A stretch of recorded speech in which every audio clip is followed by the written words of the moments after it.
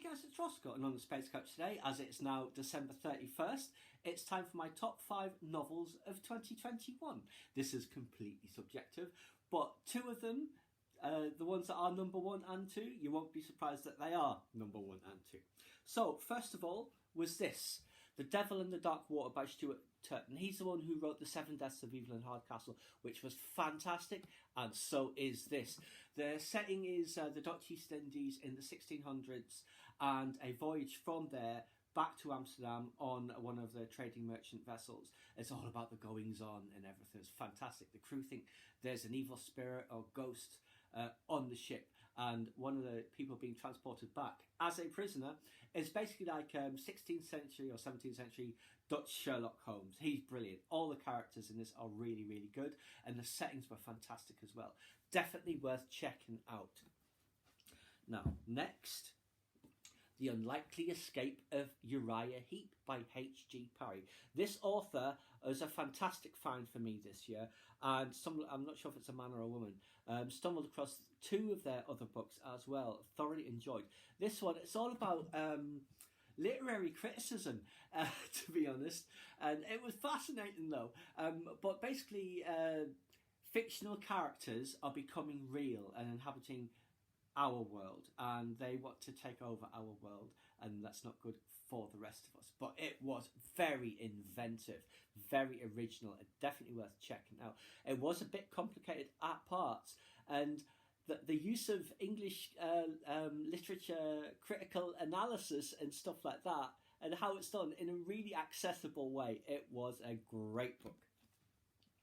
Now, number 3, also by H.G. Parry, The Declaration of the Rights of Magicians, and the sequel as well. What was it? A Vindication of the Use of Magic? I can't remember now, but it was a brilliant sequel as well. So they're kind of equal. This is all about the Napoleonic Wars playing out differently with magic involved, where William Pitt is basically has vampire ancestry, so he's like a vampire king. He's prime minister in this as well. And people are manipulating the French Revolution, or a French vampire king is manipulating the course of the French Revolution. He uses Robespierre at first and ditches him. Then he uses Napoleon, ditches him, faces off against William Pitt. It was great. Dragons, Kraken, brilliant stuff. Absolutely loved it. And this is definitely worth checking out, this and the sequel. Now, at number 2 of my top 5 books of the year, Thrawn Ascendancy, Lesser Evil, the final part of the Ascendancy trilogy, and it closed that trilogy out really well and has left it completely open for whatever happens next. Well, I mean, we know everything that happens after this, up to the point where he jumps in Rebels with Ezra and the Purrgil.